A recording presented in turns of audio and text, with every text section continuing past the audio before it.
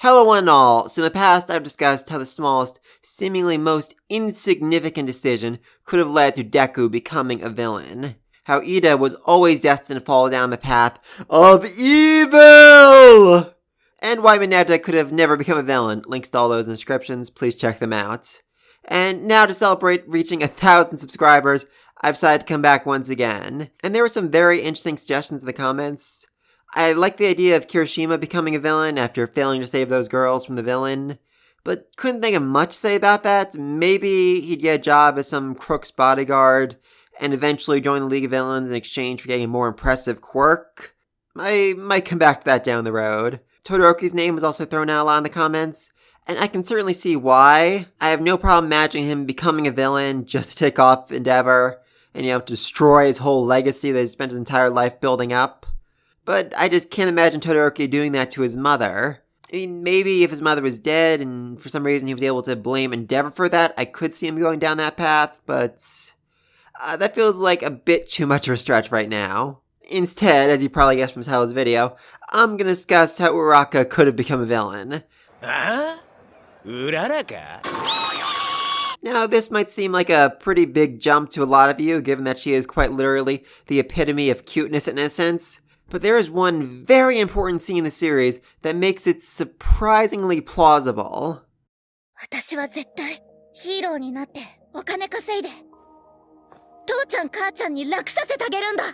Uraraka wants to be a hero, not because she wants to save people like Deku, or because she wants to beat villains like Bakugo, or to uphold her family legacy like Ida, but because she wants to make money.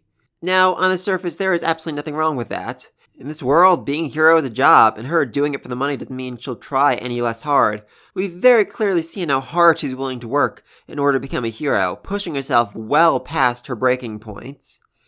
But this does prove that her weakness is her family, and if they were in need, she'd be willing to do anything to help them. So let's destroy their lives. Woo! First off, let's say she didn't get into UA. Now this might seem unlikely given that she scored 3rd place in the exam, but this was mostly due to the rescue points she earned by saving Deku. Without them, she'd have barely passed the exam. And there's another interesting twist to this.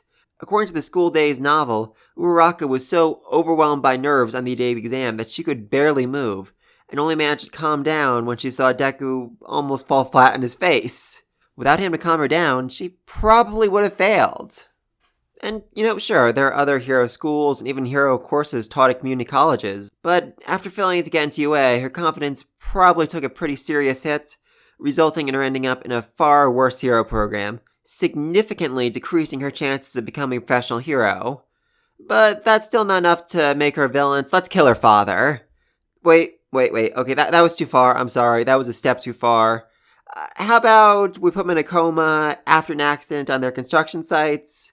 Nothing life-threatening, but enough to shut down the job site and nearly bankrupt their family with the medical bills. Yeah, that sounds a bit better.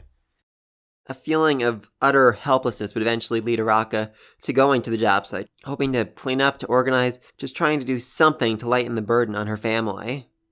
And it does work to a certain extent. By focusing on the work, she's able to forget about her failing to get into UA and her father being in the hospital. Alas, she is so focused on the work, she doesn't even realize that she's begun to use her quirk to move large beams and piles of wood across the job sites. But a police officer does notice. Little does he know how many dozens of lives would be saved if he simply walked away.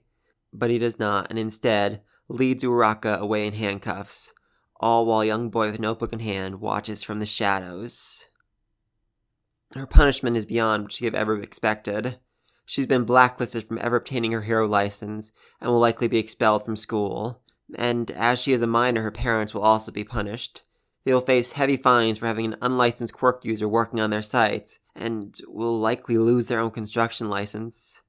All this swirls through Uraraka's mind, the guilt almost crushing her as she bawls her eyes out in the police station, waiting for her mother to pick her up. Tissue? The question startles her, and she looks up to see a boy around her age, dressed all in black with curly hair and freckles. She is surprised, as she hadn't heard him approach, and hadn't even noticed his presence until he spoke up. But she graciously accepts the box of tissues he offers her. "Seems like you've had a rough day," he says as he sits across from her.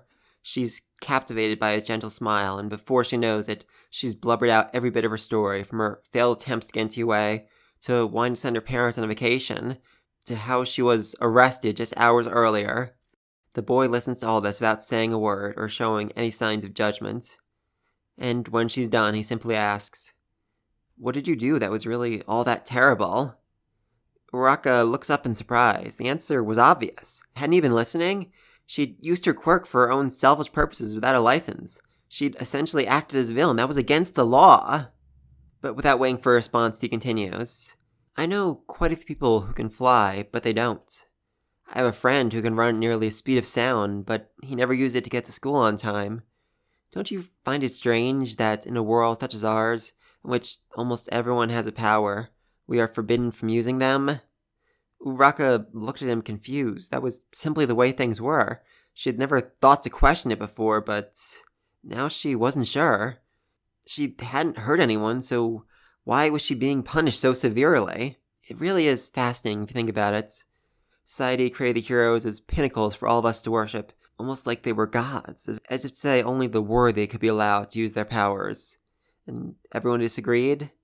They're nothing but villain scum.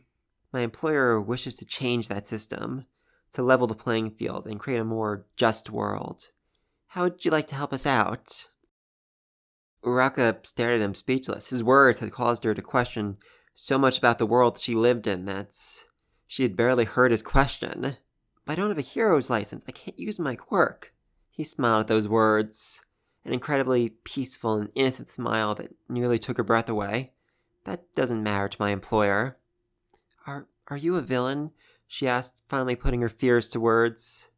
The question seemed to amuse the boy far more than she had expected. "According to this world, nothing I could ever do will make me a villain. I prefer the term revolutionary. What happens if I agree?" "We'll leave here right now, and I'll introduce you to my friends and my employer. His resources are rather extensive, and he's given me quite a bit of freedom to negotiate. If you agree, a large sum of money will be sent to your parents every month, enough to ensure an easy life, and even take that vacation you promised them." Uraraka sat there shaken.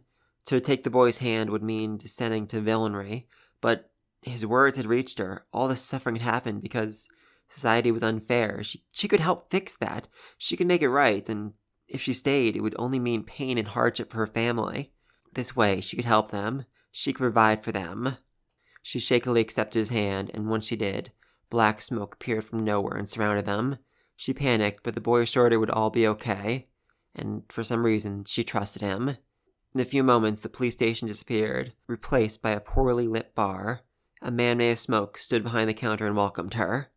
In the corner stood someone she recognized. She'd taken the entrance exam with him, and a few weeks ago she'd seen on the news that he'd disappeared. Tenya Ida. But he was nothing like the boy he'd seen. His face was contorted into a twisted smile, and he was laughing uncontrollably to himself, as if he just heard the funniest joke in the world. It was off-putting and terrified her.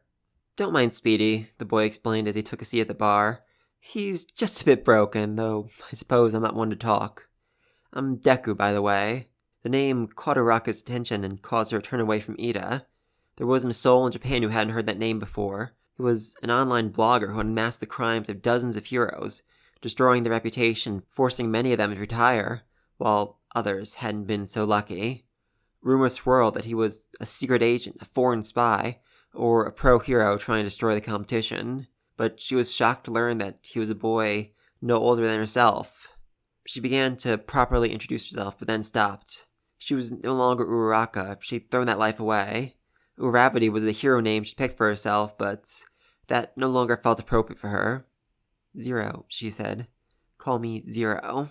"Deku, Speedy, and Zero. I like the sound of that," Deku said with a smile. In another time and place, these three would have been the best of friends, going back and forth from school and eating lunch together.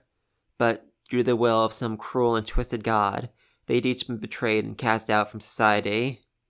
And yet fate still has a strange sense of humor, binding them together regardless of their circumstance. Where once they might have stood at the pinnacle of hero society, now they'll forever be known as the trio that killed the symbol of peace and brought the age of heroes to an end. As for her parents, Deku was good to his word. A large sum of money was delivered to their home every month, more than enough to pay off their fines and loans, but they never went on that vacation, and despite the jeers and dirty looks from their neighbors, they never moved. They stayed right where they were, so that if their daughter ever needed to come home, she would find them waiting for her. And thus ends part 3, or I guess you can consider it part 4 if you count the Mineta section. I'm really glad to finally get a chance to come back and cover this once more. It's the best way I can think of to celebrate reaching 1,000 subscribers, and because moving forward, I'm going to get very, very busy with things outside the channel, so it was either do this today or do it in 4 months. So I'm super happy I managed to get this done before I got busy. And so please, let me know what you think about all this down below. Do you truly believe that this would be enough to make Uraraka become a villain? I'd like to think it is. I mean, like I said in the beginning, she is so utterly sweet and adorable and innocent that it would certainly take a lot for her to switch sides and turn to evil! But nobody can deny that she loves her parents and would be willing to do almost anything to make sure they're well taken care of. So I'm pretty happy with how this came out. It's literally the best way I could think of her turning to evil! But if you have another idea of how this would have gone, please, I would love to hear about it down below. I played around with a lot of different thoughts and scenarios when I was writing this. Originally, it was Uraraka would join up with villains to help them move stolen merchandise and then get caught by the police. And then Deku would end up saving her, and that's how she joined the League. But that really didn't fit with the theme I've been trying to go with for these videos. They didn't become villains because they're evil, because they want to cause destruction, chaos, and anarchy, but because the society of their world is incredibly broken and needs to be fixed, needs to be changed. And I'm sure it will be before My Hero Academia comes to an end. But please, let me think all this down below. What do you think of these 3 becoming villains? How do you think this will affect the rest of the characters, the rest of the world, and anyone else you think could become a villain? Let me think all this down below. Like I said, probably won't be able to do another one of these for at least 3 or 4 months, but heck, if there is a scenario I really like, I may be able to find a free weekend to put a quick video together. So yeah, be sure to like and subscribe so you don't miss that next video whenever that comes out.